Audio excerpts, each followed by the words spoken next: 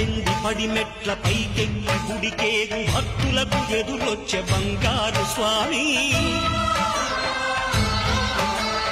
ఇరుముడులు స్పృశించి శుభమును దీవించి జన బృందముల చేర జగమేలు స్వామి తన భక్తులనరించు తప్పులకు తడబడి ఒక పక్క ఒరిగెన ఓంకారమూర్తి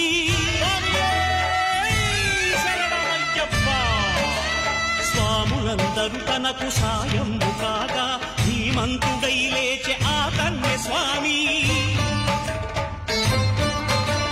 పట్టబంధము వీడి భక్తతతికై